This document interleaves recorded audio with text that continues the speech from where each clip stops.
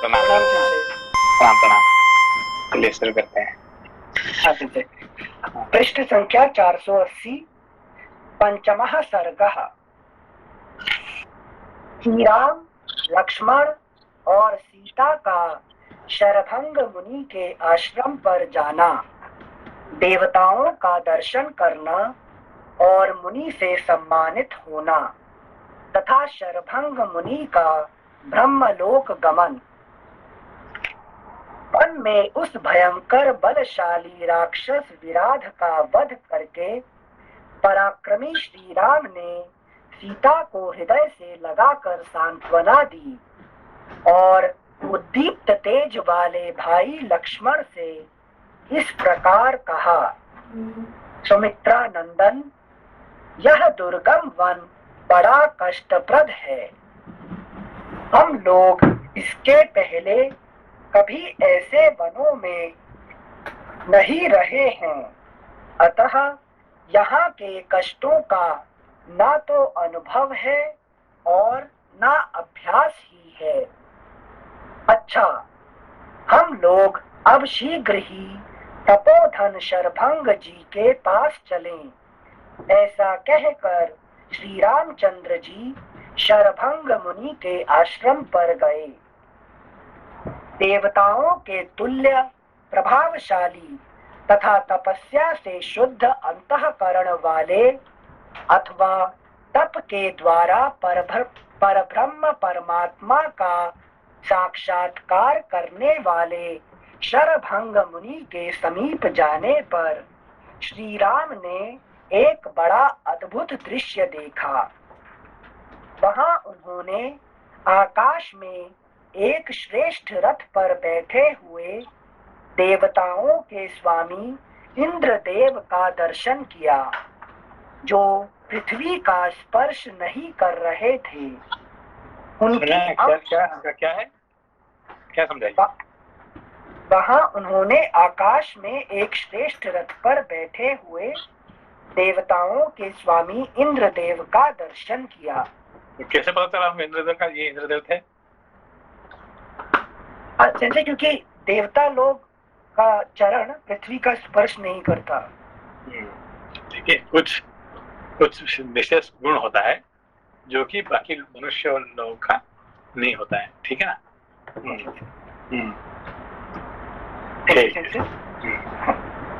श्लोक संख्या 5।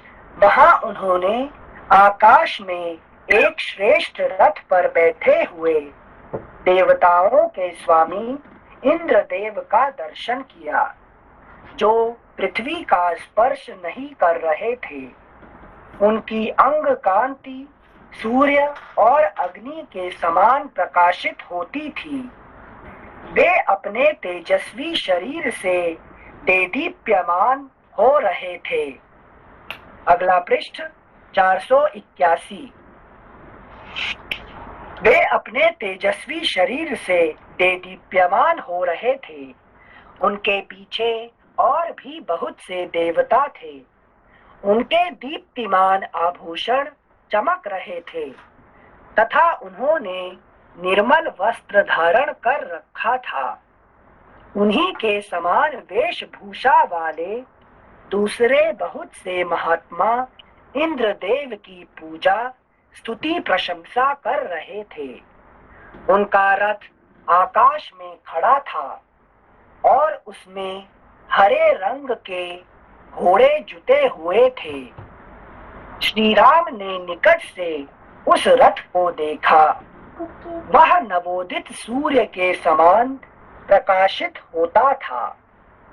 उन्होंने यह भी देखा कि इंद्र के मस्तक के ऊपर श्वेत बादलों के समान उज्ज्वल तथा चंद्रमंडल के समान कांतिमान निर्मल छत्र तना हुआ है, जो विचित्र फूलों की मालाओं से सुशोभित है। श्री राम ने सुवर्णमय डंडे वाले दो श्रेष्ठ एवं बहुमूल्य चवर और व्यजन भी देखे, जिन्हें दो सुंदरियां लेकर देवराज के मस्तक पर हवा कर रही थी। उस समय बहुत से गंधर्व, देवता, सिद्ध और महर्षि गण उत्तम वचनों द्वारा अंतरिक्ष में विराजमान देवेंद्र की स्तुति करते थे और देवराज इंद्र शरभंग मुनि के साथ वार्तालाप कर रहे थे। वहां इस प्रकार शतक्रतु इंद्र का दर्शन करके श्री राम ने उनके अद्भुत रथ की ओर अंगुली से संकेत करते हुए उसे भाई को दिखाया और लक्ष्मण से इस प्रकार कहा, लक्ष्मण, आकाश में वह अद्भुत रथ तो देखो, उससे तेज की लपटें निकल रही हैं। वह सूर्य के समान तप रहा है। शोभा मानो मूर्तिमती होकर उसकी सेवा करती है। हम लोगों ने पहले देवराज इंद्र के जिन दिव्य घोड़ों के विषय में जैसा सुन रखा है, निश्चय ही आकाश में ये वैसे ही दिव्य अश्व विराजमान हैं। पुरुष सिंह इस रथ के दोनों ओर जो ये हाथों में खड्ग लिए कुंडलधारी 100 युवक खड़े हैं, इनके वक्ष स्थल विशाल एवं विस्तृत हैं। भुजाएं परिघों के समान सुदृढ़ एवं बड़ी बड़ी हैं। वे सब के सब लाल वस्त्र धारण किए हुए हैं और व्याघ्रों के समान दुर्जय प्रतीत होते हैं। सुमित्रा नंदन इन सब के हृदय देशों में अग्नि के समान तेज से जगमगाते हुए हार शोभा पाते हैं। ये नव युवक 25 वर्षों की अवस्था का रूप धारण करते हैं। कहते हैं, देवताओं की सदा ऐसी ही अवस्था रहती है जैसे ये पुरुष प्रवर दिखाई देते हैं। इनका दर्शन कितना प्यारा लगता है। लक्ष्मण, जब तक कि मैं स्पष्ट रूप से यह पता न लगा लूं कि रथ पर बैठे हुए ये तेजस्वी पुरुष कौन है, तब तक तुम विदेह नंदिनी सीता के साथ एक मुहूर्त तक यहीं ठहरो। इस प्रकार सुमित्रा कुमार को वहीं ठहरने का आदेश देकर श्री रामचंद्र जी यहाँ पे लक्ष्मण जी को सीता जी को वहां रखवा के राम जी को एक साथ में क्यों नहीं गए? इनसे शरभंग जी का दर्शन करने जा रहे हैं। नहीं, शरभंग जी के दर्शन करने के लिए तो इस साथ में जाएंगे, है कि नहीं? इंद्रदेव के दर्शन के लिए। इंद्र का जो है कि नहीं, क्योंकि वैराग्य तो साथ में लेके रहने से तो देवताओं को भी उसका इंटरेस्ट नहीं होता है कि नहीं? अभी इंद्र भी कितने भी हो, लक्ष्मण के सामने कुछ भी नहीं है कि नहीं? मतलब राम जी बोलेंगे चलो इंद्र को देखने चलें, तो भी इनको कोई इम्पोर्टेंस नहीं है उसके लिए। क्या क्या क्या करना है इंद्र से? हमें क्या करना है? वो देवता है तो है। Thank you sense. श्लोक संख्या 19。すみません、ジルさん。ありがとうございます。in that case, maybe that looks not respecting, well, because even he said, I will kill my father. So he has what you call vairagya, means pure vairagya is very dangerous. You can give up anything and everything. Okay.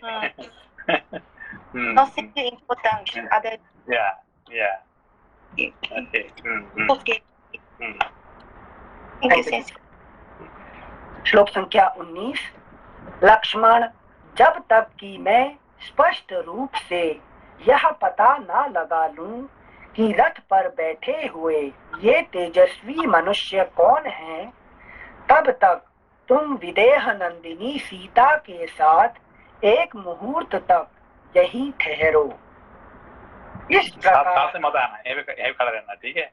हाँ, logic देख के रोक दिया वहाँ पे। हाँ, thank you सेंसे। इस प्रकार सुमित्रा कुमार को वहीं ठहरने का आदेश देकर श्री रामचंद्र जी टहलते हुए शरभंग मुनि के आश्रम पर गए। श्री राम को आते देख शचीपति इंद्र ने शरभंग मुनि से विदा ले देवताओं से इस प्रकार कहा, श्री रामचंद्र जी यहाँ आ रहे हैं। वे जब तक मुझसे कोई बात ना करें उसके पहले ही तुम लोग मुझे यहाँ से दूसरे स्थान में ले चलो। इस अगर समय मैं राम जी से मिलना नहीं चाहता हूँ, ठीक है ना, इंद्र ने राम जी को दर्शन नहीं करना चाहते हैं, ठीक है ना। अच्छा, हम्म, ऐसा अच्छा, इसके पीछे भी कुछ लीला होगी। हाँ, श्लोक संख्या 22। Thank you sensei. Shri Ramchandra ji यहाँ आ रहे हैं। वे जब तक मुझसे कोई बात ना करें उसके पहले ही तुम लोग मुझे यहाँ से दूसरे स्थान में ले चलो। तो बात करने से रामचंद्र जी मुझसे बात करने से पहले मुझे कहीं छिपा दो, हाँ। नहीं, क्योंकि वो बात करेंगे तो फिर मुझे बात करना पड़ेगा, निकल जाएगा। मैं बात करना नहीं चाहता हूँ, है कि नहीं। थैंक यू सेंसे। इस समय श्री राम से मेरी मुलाकात नहीं होनी चाहिए, नहीं होनी चाहिए, ठीक है ना। हाँ, इन्हें वह महान कर्म करना है जिसका संपादन करना दूसरों के लिए बहुत कठिन है। जब ये रावण पर विजय पाकर अपना कर्तव्य पूर्ण करके कृतार्थ हो जाएंगे तब मैं शीघ्र ही, अगला पृष्ठ 482, तब मैं शीघ्र ही आकर इनका दर्शन करूंगा। श्लोक संख्या 24। यह कहकर वज्रधारी शत्रु दमन इंद्र ने तपस्वी शरभंग का सत्कार किया और उनसे पूछकर अनुमति ले वे घोड़े जुटे हुए रथ के द्वारा स्वर्गलोक को चल दिए। सहस्र नेत्रधारी इंद्र के चले जाने पर श्री रामचंद्र जी अपनी पत्नी और भाई के साथ शरभंग मुनि के पास गए। उस समय वे अग्नि के समीप बैठकर अग्निहोत्र कर रहे थे। इनसे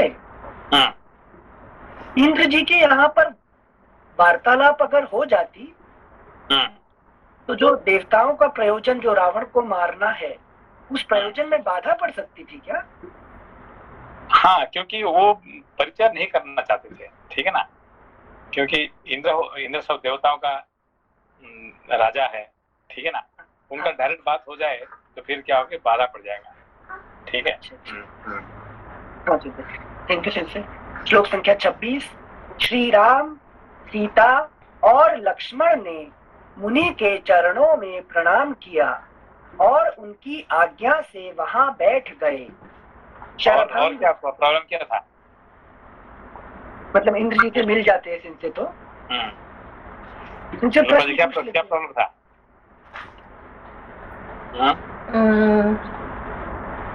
इनसे पता नहीं, वो तो जयंत का स्टोरी तो आगे आएगा, ये पता नहीं है मुझे, कि लग रहा है कि पता नहीं सेंसे, सॉरी। पिताजी से रिलेटेड सेंसे कुछ नहीं। देखिए, राम जी मारते हैं किसको? बाली को। कि बाली किसका बेटा है? इंद्र का। इंद्र का। तो बातचीत हो जाएगा तो फिर वो उनका ये भी एक हो जाएगा ना। बस वो बाद में आएगा ना, अभी क्या पता था उनको? ये तो जैसे कि आगे जो आएगा डायरेक्टर जी से बाद में तो आएगा ना, अभी तो मारे नहीं ना बाली को। मारे नहीं है, मगर अभी वो मिल जाएंगे तो उसको बाप को मिलने के बाद बेटे को थोड़ी मारेंगे। तो इंद्र को ये पता था कि बाली और राम का कंफ्रंटेशन होगा? क्या इंद्र को पता नहीं होगा? फिर इंद्र देवताओं का राजा कैसे बना है?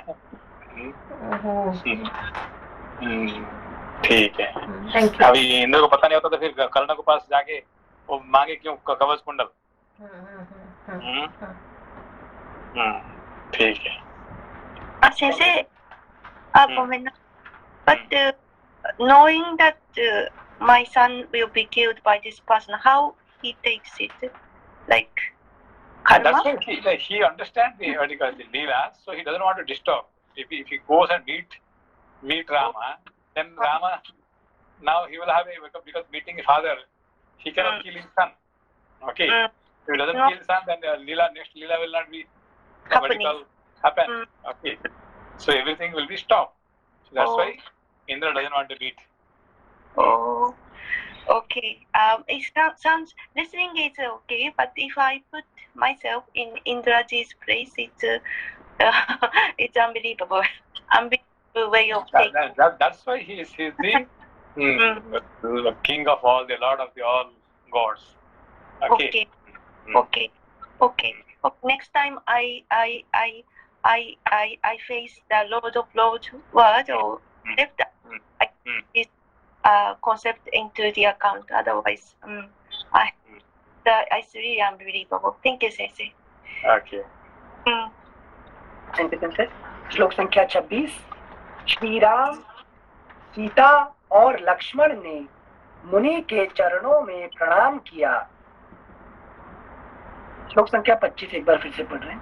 सहस्त्र नेत्रधारी इंद्र के चले जाने पर श्री रामचंद्र जी अपनी पत्नी और भाई के साथ शरभंग मुनि के पास गए। दोनों के साथ गए। शरभंग को मुनि को मिलने के लिए तीनों मिल साथ में जाते हैं, मगर इंद्र को देखने के लिए है कि नहीं, वो उन दोनों को पीछे रख के अकेले जाते हैं। ठीक है ना? Thank you Singh. उस समय वे अग्नि के समीप बैठकर अग्निहोत्र कर रहे थे। श्री राम, सीता और लक्ष्मण ने मुनि के चरणों में प्रणाम किया और उनकी आज्ञा से वहां बैठ गए। शरभंग जी ने उन्हें आतिथ्य के लिए निमंत्रण दे ठहरने के लिए स्थान दिया। तदनंतर श्री रामचंद्र जी ने उनसे इंद्र के आने का कारण पूछा। तब शरभंग मुनि ने श्री रघुनाथ जी से सब बातें निवेदन करते हुए कहा, श्री राम, ये वर देने वाले इंद्र मुझे ब्रह्मलोक में ले जाना चाहते हैं। मैंने अपनी इंद्र आए किस लिए? उनको ब्रह्मलोक को लेने के लिए। ठीक है ना? हाँ। तो इंद्रलोक को ले सकता ना, ब्रह्मलोक कैसे लेके जाएंगे? हाँ सेंसे, इट इज ट्रू। कैसे? नहीं सेंसे, ये नहीं उत्तर दे पाएंगे। इंद्र का तो सीमा ही लिमिटेड है ना वहां तक, उसके आगे तो वो नहीं पहुंचा। इंद्रलोक तक तो है, फिर ब्रह्मलोक को ले जाने के लिए कैसे आए? सेंसे राम से मिलन करा के नहीं होगा तो नहीं। एक्चुअली क्या कि वो जो शरभंग मुनि जो है ना, सारे शर को तोड़ दिए थे, मतलब सारे डिजायर को उन्होंने डिजायर को पार कर चुके हैं। ठीक है ना? अच्छा। उनका कोई डिजायर नहीं है, इसलिए उनका नाम शरभंग। ठीक है ना? तो उनका सारी डिजायर पार हो गया, तो उसका मतलब डिजायर का सबसे ऊंचा जो है कौन सा? इंद्रलोक, जिसे स्वर्ग कहते हैं। ठीक है ना? अच्छा। हाँ। तो फिर ब्रह्मलोक को ले जाएंगे, कौन लेके जाएंगे? कि स्वर्ग का जो इंद्र खुद आके ऊपर उठा देंगे, है कि नहीं? वो उनको पहुंचाएंगे कि बिकॉज आपका कोई इंटरेस्ट नहीं है स्वर्ग में, यहाँ पे स्वर्ग लोग रहने के लिए वो नहीं आएंगे, इंद्र नहीं आएंगे, अपने किसी दूत को भेजेंगे। हाँ, भेज देंगे, और वहां पहुंचाने के लिए ये खुद ड्राइवर बन जाएंगे। ठीक है ना? तो सेंसे इसका मीनिंग ये हुआ कि हम लोग अभी तक जो पढ़े थे कि जब हम लोग तपस्या में जाते हैं तो इंद्र हम लोगों को मतलब डिस्टर्ब करने के लिए अप्सरा को भेजते हैं कि कुछ हमको ल्योर करने के लिए कुछ उपाय ढूंढते हैं। एक्चुअली ये स्टोरी से ये पता चलता है कि जिन लोग हम लाइक साधारण मनुष्य मेरे जैसा तपस्या में जाता है अभी इंद्र को क्या पता चला? He is not my competitor. हाँ, लेकिन ये तो हमसे हमारे इंटरेस्ट, हमारे इंद्र बनने का कोई इंटरेस्ट ही नहीं इनका, है कि नहीं? तो शर्मा तो सारे सर को तोड़ दिए, लेकिन इंद्र बनने का, इंद्र लोग आने के लिए भी इंटरेस्ट नहीं है। तो इससे अच्छा कि चलो उसको पहुंचा देते हैं हम, आप हमारे गाड़ी में बैठिए और आपको हम पहुंचा देंगे ब्रह्मलोक तक, ड्राइवर बन के, है कि नहीं? तो हेल्प करना है उनको, है क्या? तो इंद्र सेन से इवैल्यूएट करते हैं कि जिन को डिस्टर्ब किए हैं अभी भी उनका इंद्रियां बस में नहीं है कि उन इंद्र पद के लिए लालसा है, तो इसीलिए उनको डिस्टर्ब करते हैं। जो आपको देख के जो लालसा हो जाता है उसका मतलब you have not gone beyond that, ठीक है ना। ठीक है, थैंक यू सेंसे। श्लोक संख्या 28। श्री राम, ये वर देने वाले इंद्र मुझे ब्रह्मलोक में ले जाना चाहते हैं। मैंने अपनी उग्र तपस्या से उस लोक पर विजय पाई है। कहना क्या कि मैं अपना उग्र तपस्या से, है कि नहीं, मैं वहां जाने के लिए मैं अधिकारी हो चुका हूँ, खुद जानते हैं, है कि नहीं। हाँ। मतलब क्वालिफाई है सेल्फ इन्होंने ही रियलाइज कर। हाँ। अच्छा, उसमें इंद्र मदद नहीं कर सकते। हाँ, इंद्र तो सिर्फ ड्राइवर बन के आ चुके ना, he can come as a driver, okay, वो मदद नहीं करेंगे। ब्रह्मलोक को आपको खुद को ही, है कि नहीं, मदद करना पड़ेगा, कोई आपको हेल्प नहीं कर सकता है, ठीक है ना। Thank you sensei. श्लोक संख्या 28। श्री राम, ये वर देने वाले इंद्र मुझे ब्रह्मलोक में ले जाना चाहते हैं।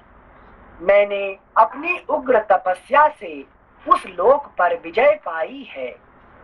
जिनकी इंद्रियां वश में नहीं हैं, उन पुरुषों के लिए वह अत्यंत दुर्लभ है। पुरुष सिंह, परंतु जब मुझे मालूम हो गया कि आप इस आश्रम के निकट आ गए हैं, तब मैंने निश्चय किया कि आप जैसे प्रिय अतिथि का दर्शन किए बिना मैं ब्रह्मलोक को नहीं जाऊंगा। नर श्रेष्ठ, आप ये उनको अपने आप पता चल गया कि वो आ रहे हैं, ठीक है ना, कि राम हमारे नजदीक आ रहे हैं, इनको पता चल गया, इसलिए वो वेट कर लिए। एक इसलिए नहीं पूछ रहे कि प्रश्न के लिए पूछना है, बट वो तो शरभंग है ना, सारे डिजायर फिनिश कर चुके। तो राम जी के लिए वेट करना मतलब एक डिजायर नहीं आगे, सारे डिजायर को नष्ट करना किसी लिए, कि एक डिजायर के लिए, ओके। तो एक तालाब में एक मछली रह सकता है कि सबको सब मछली को खा जाने के बाद, है कि नहीं, कौन खाएगा? जो बड़ा मछली है वो छोटे मछली को सारे खा लिया और बड़ा मछली अकेला वहां पे है, ठीक है ना। तो हमारे भी सारे जो डिजायर को एक डिजायर खा जाता है कि मोक्ष नामक जो डिजायर होता है ये बाकी सारे डिजायर को खा जाता है, ठीक है ना। उसको भी खत्म हो जाता, फिर क्या हो, तो वेजिटेबल हो गया, है कि नहीं। अच्छा, थैंक यू सेंसे। श्लोक संख्या 29। पुरुष सिंह, परंतु जब मुझे मालूम हो गया कि आप इस आश्रम के निकट आ गए हैं, तब मैंने निश्चय किया कि आप जैसे प्रिय अतिथि का दर्शन किए बिना मैं ब्रह्मलोक को नहीं जाऊंगा। नर श्रेष्ठ, आप धर्मपरायण महात्मा पुरुष से मिलकर ही मैं स्वर्ग लोक तथा उससे ऊपर के ब्रह्मलोक को जाऊंगा। पुरुष शिरोमणि, स्वर्ग लोक, उसका मतलब पहले इंद्र के साथ जाएंगे, स्वर्ग लोक जाएंगे और वो ब्राह्मण दर्शन कराएगा, फिर वहां उसके बाद ब्रह्मलोक जाएगा, है कि नहीं। वो उसे इन्वाइट कर रहे हैं कि आइए, जाने से ब्रह्मलोक जाने से पहले हमारे स्वर्ग लोक में थोड़ा पधारिए, ठीक है ना। Thank you simple. श्लोक संख्या 31।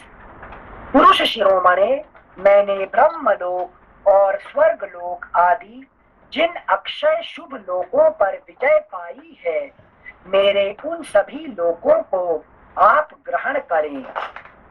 शरभंग मुनि के ऐसा कहने पर संपूर्ण शास्त्रों के ज्ञाता नर श्रेष्ठ श्री रघुनाथ जी ने यह बात कही।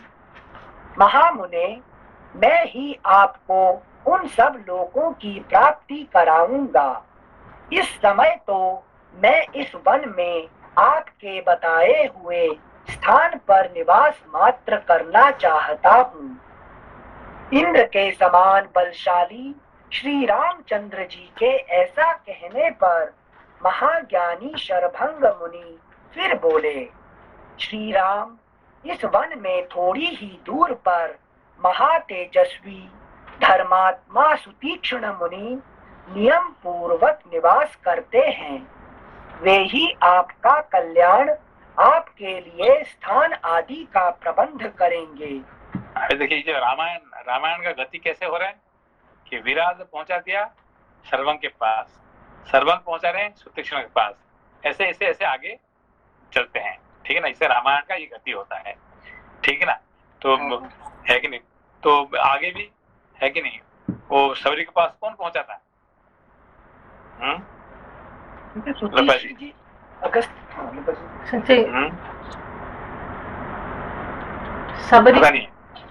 सबरी के पास कौन पहुंचा था?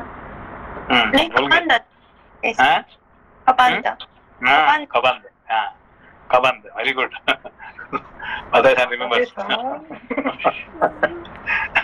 जैसे विराट जैसे कवध ऐसे ऐसे है कि नहीं, कवध पहुंचा था कहाँ तक?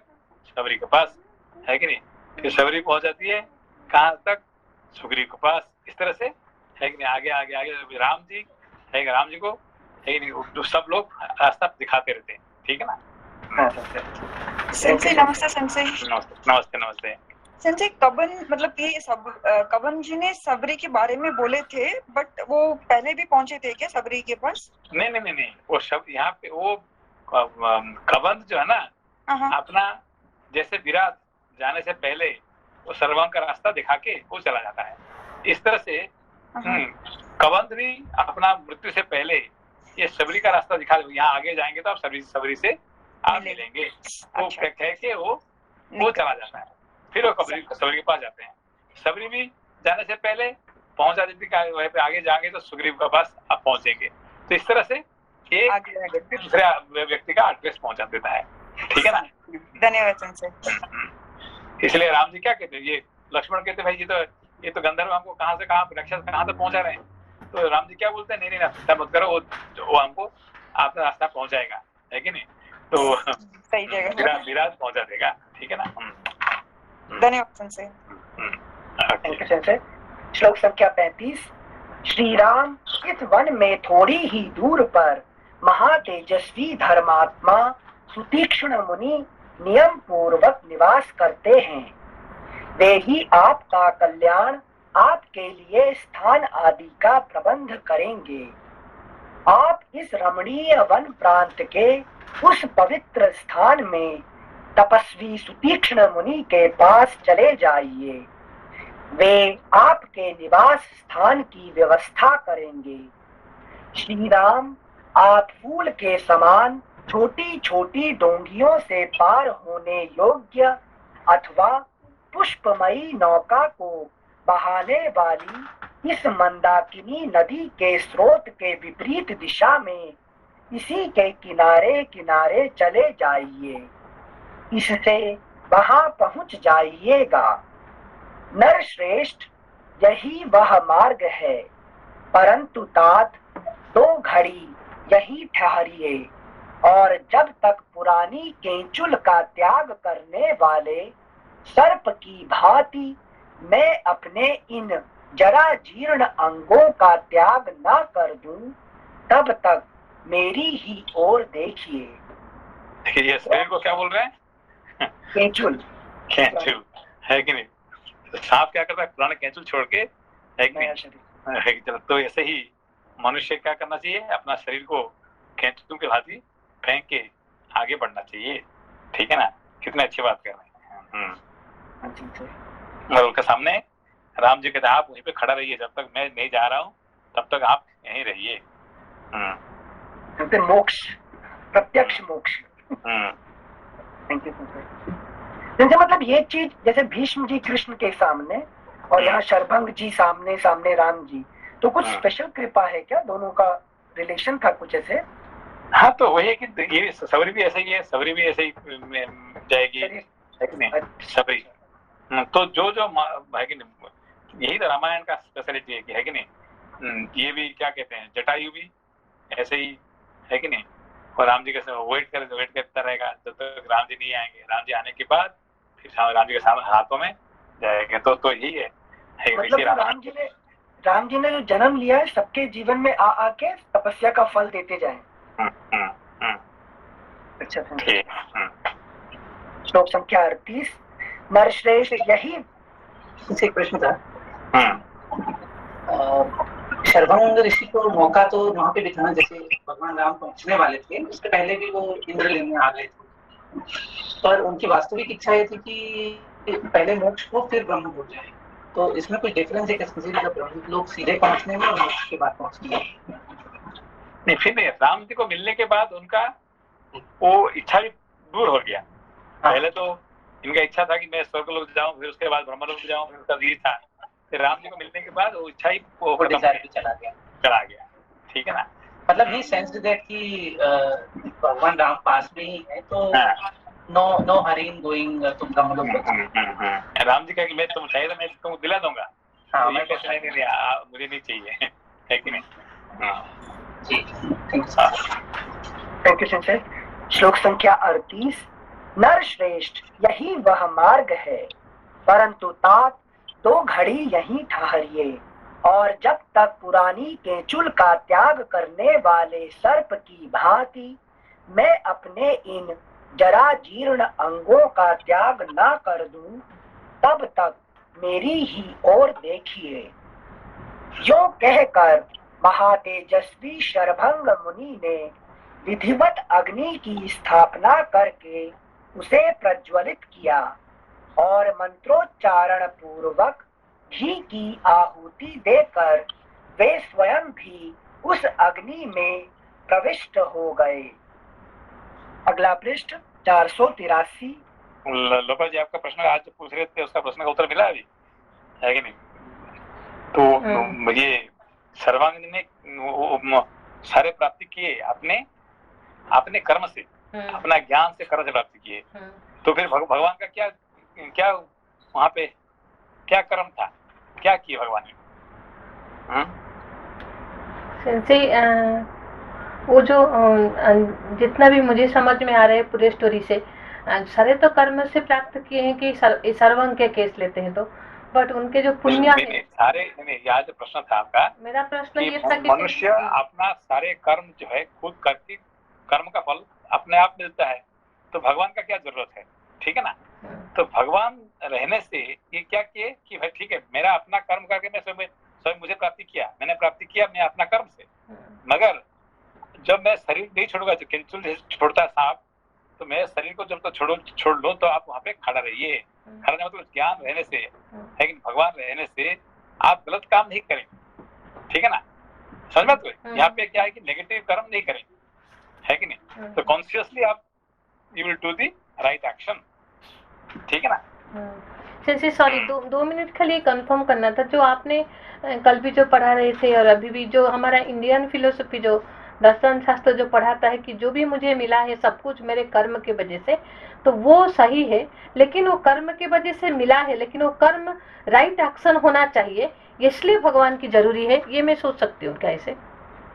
हाँ, तो वो भगवान रहने से क्या होगा, कर्म अपने आप राइट हो ही जाएगा, आप गलत काम नहीं कर सकते हैं, है कि नहीं। जो कोई बड़ा आदमी आपके सामने रहने से, है कि नहीं, देखिए आप अपना बच्चे के साथ नहीं रहने से बच्चा कुछ ना कुछ उल्टा काम करेगा, ठीक है ना।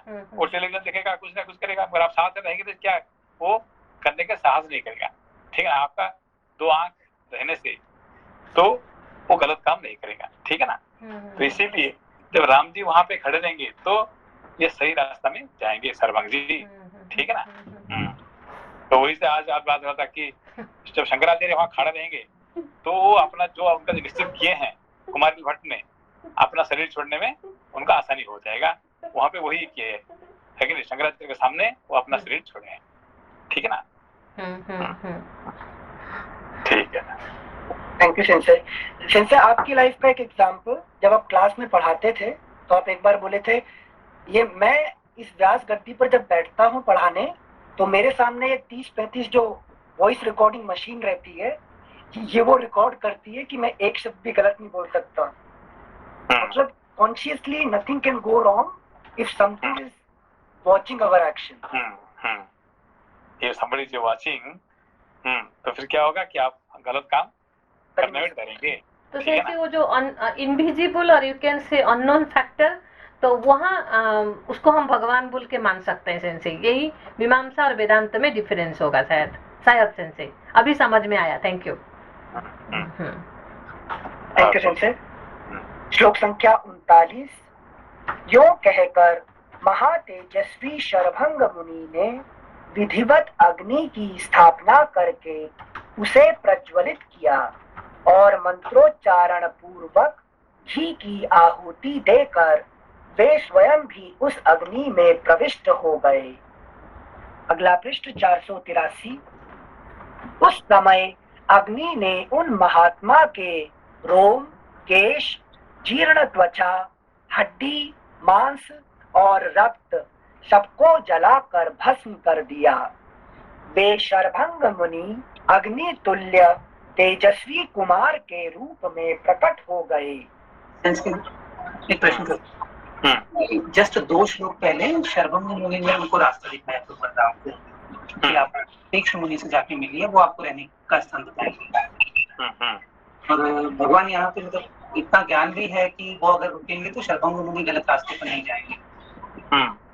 तो how they are exchanging this knowledge? Means Sharabhang मुनि अपना नॉलेज दे रहे हैं भगवान राम को, फिर भगवान राम से वो स्वयं ज्ञान है, मतलब उनको ज्ञान मिल रहा है। नहीं, यहाँ पे मैंने आपको बताया ना कि देखिए ये जो हम रामायण पढ़ते हैं, वाल्मीकि रामायण में क्या करते हैं कि ये 3 एक साथ होने से थोड़ा समझने में मुश्किल पड़ रहे हैं, ठीक है ना। तो जैसे कि तुलसी रामायण पढ़ना इसमें इंटरेस्टिंग भी है और आसानी है। क्यों? क्योंकि उन्होंने आदि दैविक ढंग से किए हैं, ना तो उसमें से आदि भौतिक आध्यात्मिक नहीं है, वो आदि दैविक भगवान राम स्वयं भगवान है, बस वहीं से सुनने से आसानी हो जाता है, ठीक है ना। पर यहाँ पे क्या होता है कि आदि दैविक, आदि भौतिक, आध्यात्मिक 3 मिल के जब आ रहे हैं तो समझने में मुश्किल पड़ रहा है, ठीक है ना। यहाँ पे देखिए सर्वंग मुनि बड़े हैं आदि भौतिक में, सर्वंग मुनि बड़े हैं कि राम जी बड़े हैं? कौन बड़े हैं? सर्वंग मुनि बड़े हैं। हाँ, क्योंकि वो ऋषि है कि नहीं, ये क्षत्रिय है कि नहीं, तो इसलिए सर्वंग मुनि महान है। तो मगर सर्वंग मुनि जानते हैं कि भैया राम जी कौन है कि नहीं, तो वो क्या कर रहे हैं, आदि दैविक हिसाब से उनको रेस्पेक्ट करते हैं और राम जी सर्वंग मुनि को रेस्पेक्ट करते हैं। अभी समझे आपको? अभी तो इसीलिए वो पूछते हैं भाई मैं कहाँ जाऊँ, आप बताइए, आप गुरु है, आप ऋषि है, मुझे बताइए। तो वो क्या कहते हैं, नहीं आप तो भगवान स्वयं मेरे मैं जाने से पहले तो आप आए हैं, मेरा अतिथि हैं, बस आप खड़े रहिए, मैं आपके सामने जाऊँ। तो ये जो बात हो रहा है समझने थोड़ा मुश्किल पड़ेगा। फिर आध्यात्मिक भाव से क्या है कि मेरा मृत्यु के समय पे ज्ञान साथ रहे, विवेक ज्ञान के साथ में मृत्यु होगा तो फिर मेरा आगे पुनर्जन्म नहीं होगा। समझ ये बात आध्यात्मिक में? जी तो इसलिए बोले थे ये बात लास्ट में बताई थी कि आध्यात्मिक हम लोग फिर भी ट्राई कर ले रहे हैं कि वी कैन अंडरस्टैंड इट, और अधिभौतिक और अधिदैविक के साथ में समझना। हाँ, अभी क्या है कि वो भौतिक राम को वाद नहीं कर रहे हैं, तो राम अभी यहाँ पे विवेक ज्ञान है कि नहीं। तो मृत्यु से पहले में ज्ञान पूर्वक मेरा मृत्यु होगा तो फिर क्या होगा, पुनर्जन्म नहीं होगा। मगर हमारा मृत्यु कब होता है, अज्ञान से मृत्यु होता है, हम चिल्ला के मरते हैं, कोई बचाओ डॉक्टर को बुलाओ, है कि नहीं, इसको बुलाओ, वैद्य को बुलाओ, है कि नहीं, मुझे कौन बचाएगा, है कि नहीं। तो सबको बुला के हम मरते हैं तो सब अज्ञान से मरते हैं, और सर्वंग मुनि ज्ञान पूर्वक मरते हैं, यही फर्क है, ठीक है ना। जी सॉरी, आदि दैविक पार्ट थोड़ा बताएंगे, मैं थोड़ा कैच नहीं कर पाई। यहाँ पे 3 चीज वाल्मीकि सिखा रहे हैं। एक तो है कि ये आदि भौतिक में राम बड़े हैं कि सर्वंग मुनि बड़े हैं? आदि भौतिक में राम बड़े हैं। जैसे राम कैसे बड़े? आदि भौतिक में है कि इस संसार में ये ऋषि है और ये तो साधारण क्षत्रिय है, इसलिए है कि इनके सामने, ऋषि के सामने वो सर झुकाते हैं आके, ठीक है ना। ऋषि उनके सर नहीं झुकाते हैं, वो है कि नहीं, वशिष्ठ जी के सामने राम जी आके उनका पांव दबाते हैं, ठीक है ना, उनको सर झुकाते हैं, ठीक है ना। तो ऐसे ही सर्वंग मुनि के पास में आके उनको वो सर झुकाते हैं। सर्वंग मुनि उनके पास नहीं आए, वो गए सर्वंग मुनि बनने के लिए, ठीक है ना। तो सुतीक्ष्ण मुनि को मिलने के लिए भी राम जी गए, वो नहीं, उनका पास नहीं आए, ठीक है ना। अब उनका पास कौन आ रहे हैं, अब देखिए उसके बाद जो आ रहे हैं बहुत सारा, अब हजारों साधु सन्यासी आ जाएंगे मिलने के लिए, किनको, राम जी को। वो आए और सुतीक्ष्ण नहीं आए, है कि नहीं, सर्वंग नहीं आए, है कि नहीं, अत्रि मुनि नहीं आए, है कि नहीं, उनको मिलने के लिए राम जी गए हैं। अब यहाँ पे फर्क समझ में आपको? अभी समझ आया। अभी थोड़ी देर के बाद बाकी जो साधु सन्यासी वो आएंगे मिलने के लिए किसको? राम जी को। क्यों? भाई आप राजा है और हम प्रजा है कि नहीं? और हम यहाँ पे जो जंगल में रहते हैं, हमको सारे राक्षस लोग तकलीफ देते हैं, आप हमारे राजा होने के कारण से आपका कर्तव्य होता है कि आप हमें बचाएंगे। अब ये आएंगे, ग्रुप आएंगे, वो ग्रुप और ये ग्रुप में फर्क है कि नहीं? उन लोग साधक है और ये है एनलाइटेंड पर्सन है कि नहीं? इसलिए राम जी मिलने जाते हैं। तो आदि भौतिक में सर्वंग मुनि महान ऋषि है और राम जी एक क्षत्रिय बालक है उनके सामने, ठीक है ना? मगर वो सर्वंग मुनि के हिसाब देखेंगे तो ये भगवान स्वयं राम है, तो इनके सामने मेरा मृत्यु होगा तो फिर मेरा ये हो जाएगा, ठीक है ना? इस तरह से क्या कहते हैं, इसको बार बार उल्टा करके वो राम जी वाल्मीकि जी बताए। तो ये आदि भौतिक हो गया। और आध्यात्मिक का तो पूरा समझ में आ गया कि जब मरने के टाइम इग्नोरेंट बीइंग नहीं, ज्ञान के साथ ज्ञान को आगे रख के मरोगे तो मतलब वो एनलाइटेंड स्टेज। पर आदि दैविक एस्पेक्ट में इसमें क्या समझा रहे हैं? तो आदि दैविक के साथ देखिए, इनका सामने सर्वंग मुनि के सामने कौन आ रहे हैं?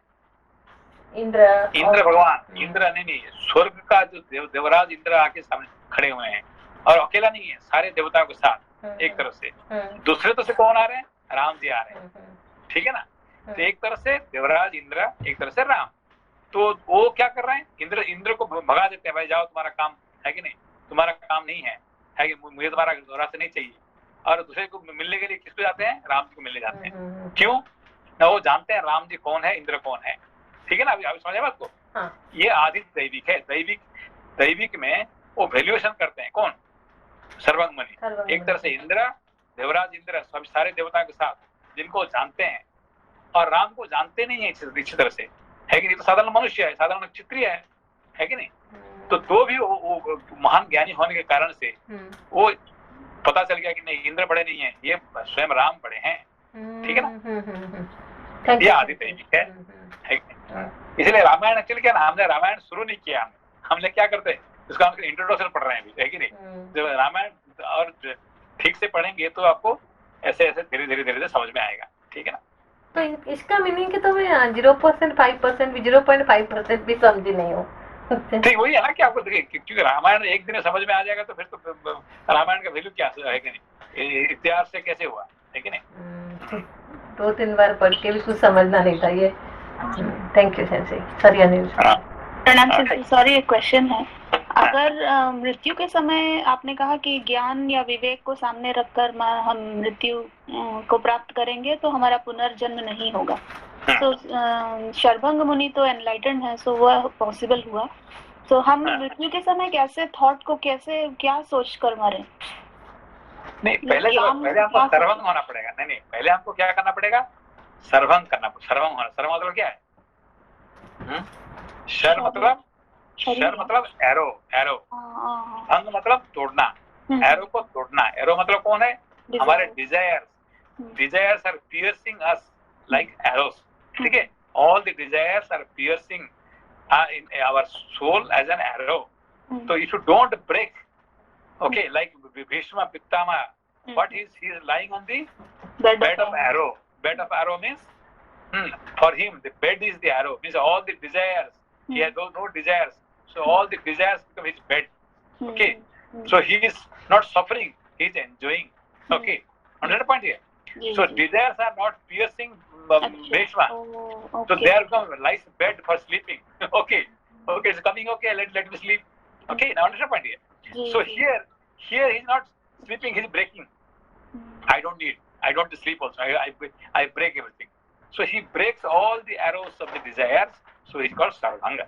Okay. ब्रेक मतलब क्या करना पड़ेगा? तोड़ दिया, मतलब मुझे नहीं चाहिए, कुछ नहीं चाहिए। अभी मुझे आपको कोई बुलाएगा, आप जाके आपको प्रधानमंत्री मिलना है कि आपको do you want to have dinner for प्रधानमंत्री? What will you say? No, thank you. If you can really say no, thank you, then you are a servant. So one by one, if you do you want to go for palace, to meet the emperor? It's great things. Okay, so usually what we fall in one after another. Okay, but here Sarvang, he has thrown nothing. He has, even Indra comes and he says, sorry, I have no time with you. Please go away because I have some guest is coming to meet me. Ram, guest is coming, so I want to meet him. Now you go. Okay, sends Indra away, all the gods away to meet Rama. And they understand point here. जी जी जी, So thank if you you. have only one desire moksha, जी. and if you can break all of the desires, then you are called Sarvang.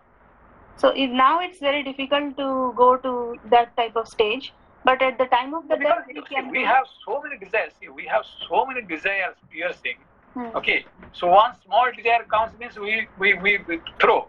Okay, so if studying Ramayana, is it so easy? No, because if some little thing comes, no, because yesterday why didn't come? No, because I had these things, Yes. so I couldn't come. Okay, even studying the Ramayana, studying the Gita, studying the Kathopanishad, it's so difficult. And what to talk about breaking all the arrows? I see. Okay.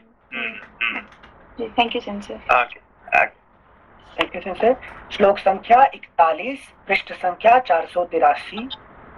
वे शरभंग मुनि अग्नि तुल्य तेजस्वी कुमार के रूप में प्रकट हो गए और उस अग्नि राशि से ऊपर उठकर बड़ी शोभा पाने लगे।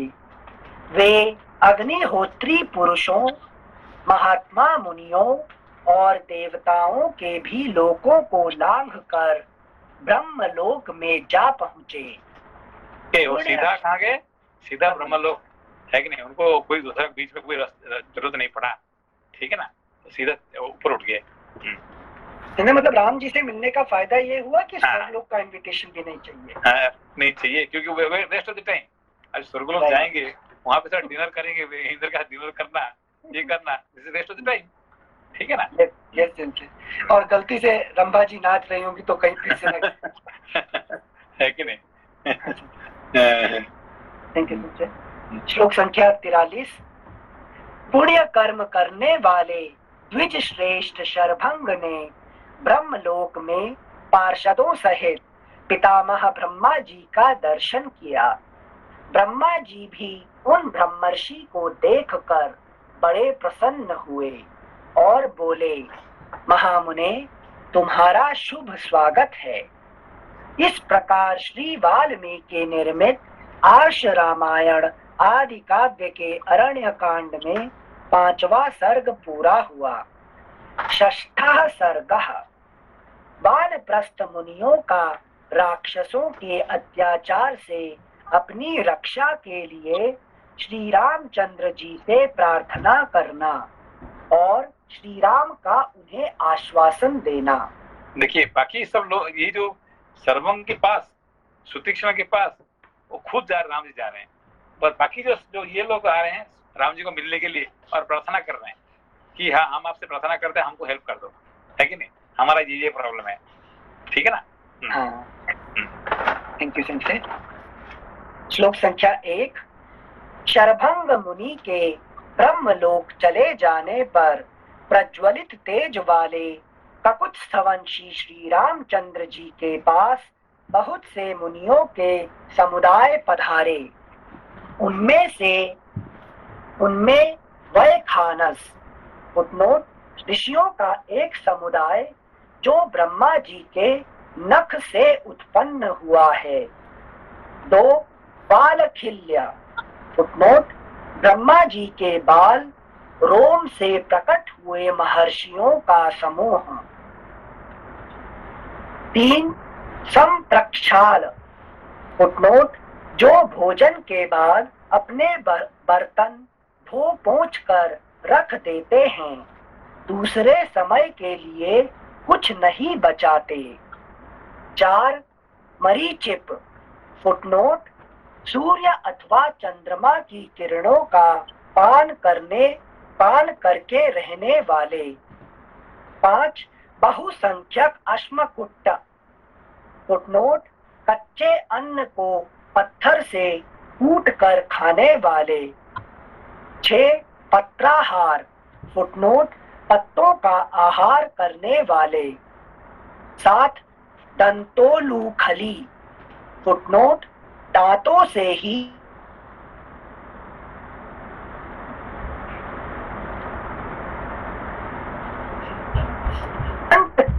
पानी में डूब कर तपस्या करने वाले।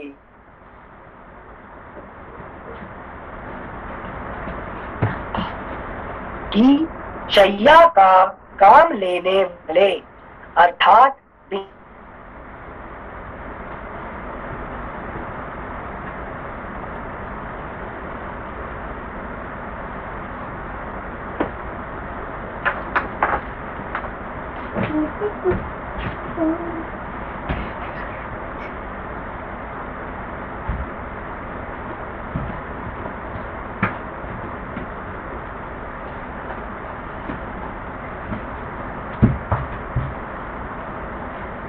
अवकाश, अवकाश ना पाना मतलब अनवकाश।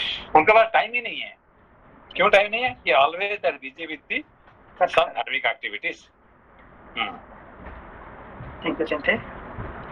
श्लोक संख्या 12।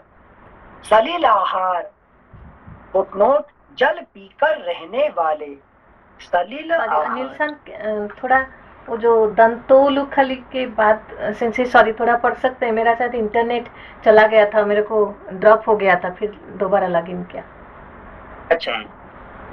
दंतोलुखली, 7 दांतों से ही उखल का काम लेने वाले। 8 उन्मज्जक, कंठ तक पानी में डूबकर तपस्या करने वाले। दंतोलुख 7 नंबर जो पढ़ी दोबारा। दंतोलुखली मतलब दंत उल्लू खली। उल्लू खली मतलब है ना उखल से जो उखल कूदते हैं। उखल, हाँ उसका नाम उल्लू खली है कि नहीं? फिर से 8 नंबर उन्मज्जक, कंठ तक पानी में डूबकर तपस्या करने वाले। 9 गात्रशय्या, पंडित मालवीय ना मालवीय है, मदन मालवीय, वो क्या करते थे? वो वही हाँ, करते पानी थे। में, हाँ, नहीं, यहाँ तक कंठ तक करके रोज गायत्री मंत्र करते थे, है कि नहीं? अच्छा, सिंसे वहीं से संकल्प किया था ना उन्होंने। वही है। श्लोक संख्या 9, सॉरी 9 श्लोक संख्या।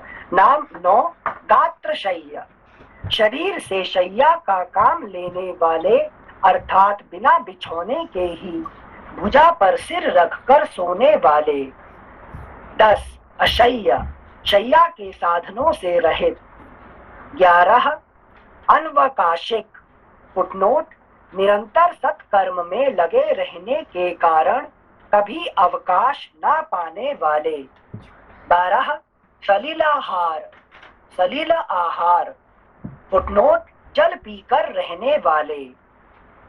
13 वायु भक्ष, फुटनोट हवा पीकर जीवन निर्वाह करने वाले। 14 आकाश निलय, फुटनोट खुले मैदान में रहने वाले।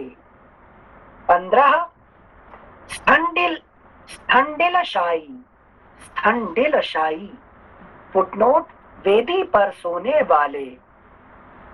16 ऊर्ध्ववासी, फुटनोट पर्वत शिखर आदि ऊंचे स्थानों में निवास करने वाले। 17 दांत, फुटनोट मन और इंद्रियों को वश में रखने वाले।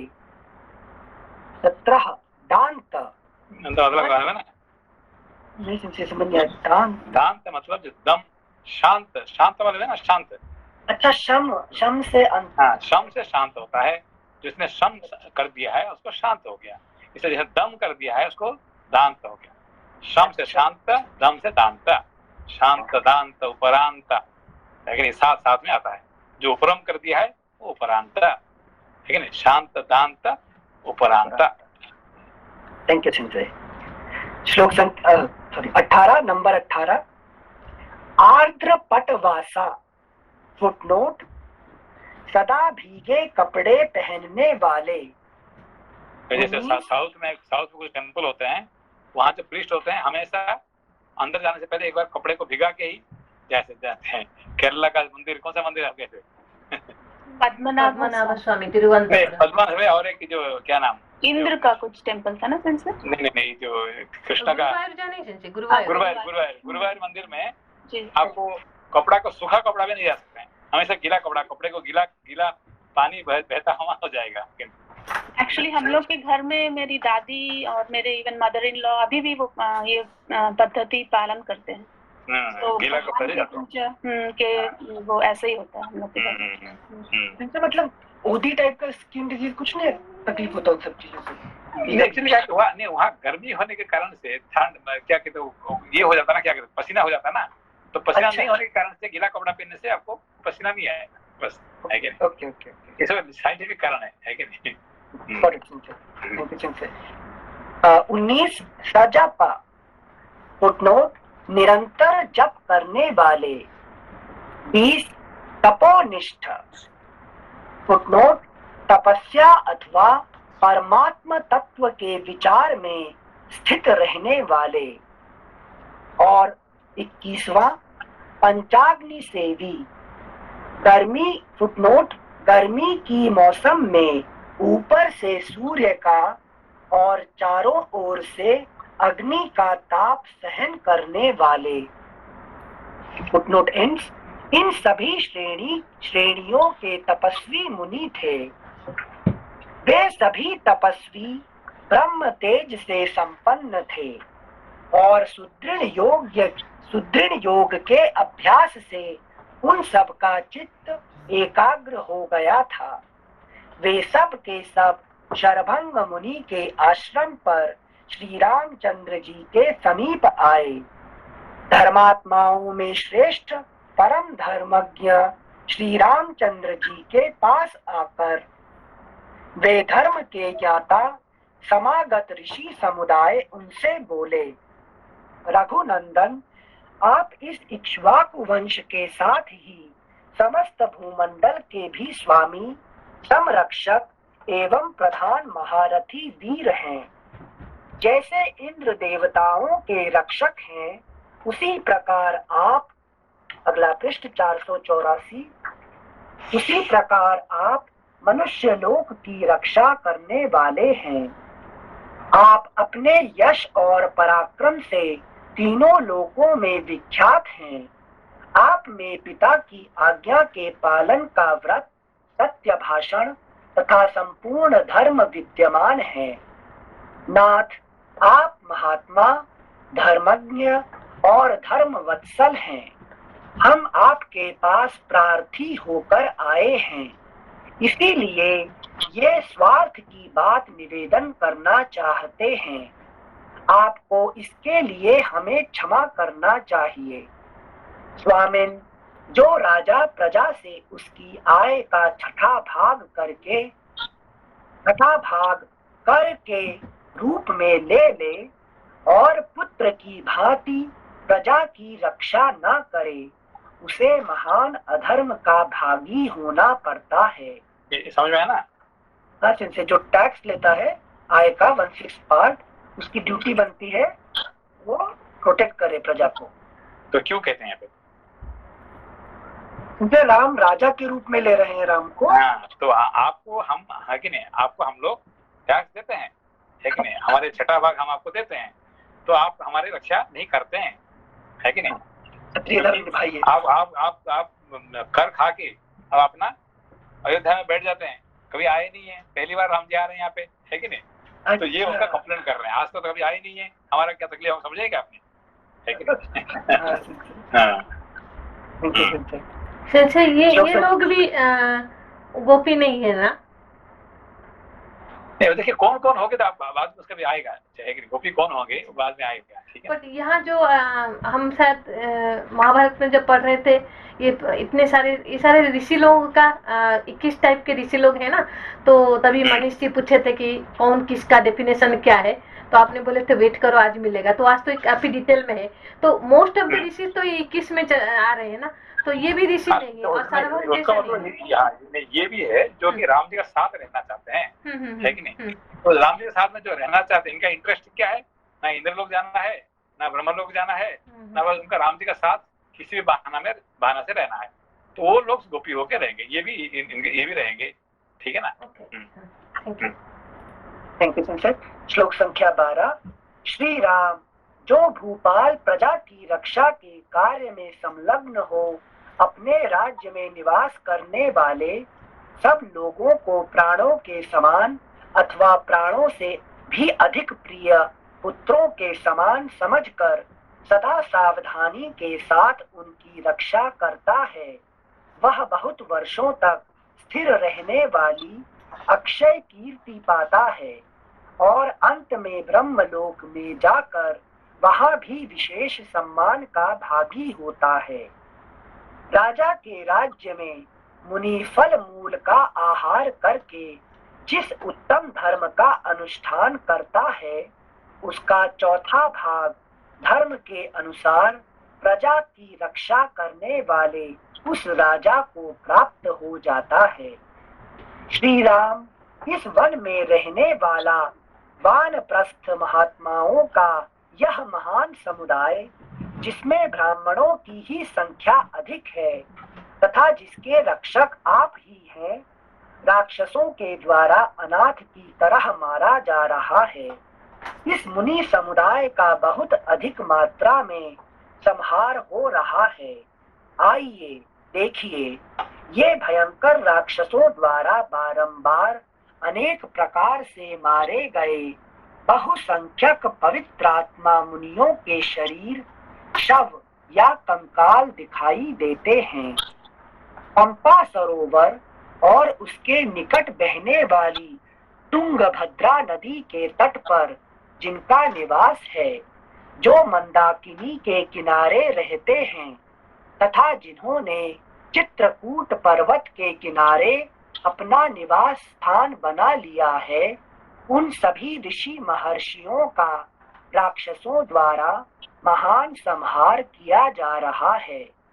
इन भयानक कर्म करने वाले राक्षसों ने इस वन में तपस्वी मुनियों का जो ऐसा भयंकर विनाश कांड मचा रखा है, वह हम लोगों से सहा नहीं जाता है। अतः इन राक्षसों से बचने के लिए शरण लेने के उद्देश्य से हम आपके पास आए हैं। श्री राम, आप शरणागत वत्सल हैं, अतः इन निशाचरों से मारे जाते हुए हम मुनियों की रक्षा कीजिए। हमको रक्षा कीजिए। ऋषि मुनि कहते हैं राम जी को रक्षा कर दिए, लेकिन एक आदि भौतिक ढंग से कि आप राजा है और हम प्रजा है, हमारा रक्षा कीजिए, है कि नहीं। तो आध्यात्मिक भाव से आप ज्ञान है और हम जीव है, इसलिए ज्ञान हमारा रक्षा कीजिए, है कि नहीं। और देवी के साथ आप तो ब्रह्म, आपका स्वयं भगवान ही है, रक्षा कीजिए। इस तरह से ये सब ऋषि मुनि सब जो भगवान से प्रार्थना कर रहे हैं, ठीक है ना। अच्छा अच्छा, ठीक है। ये इंपॉर्टेंट टॉपिक जल्दी खत्म नहीं करेंगे, ठीक, कल कंटिन्यू करेंगे, ठीक है। ठीक है। ओके, प्रणाम।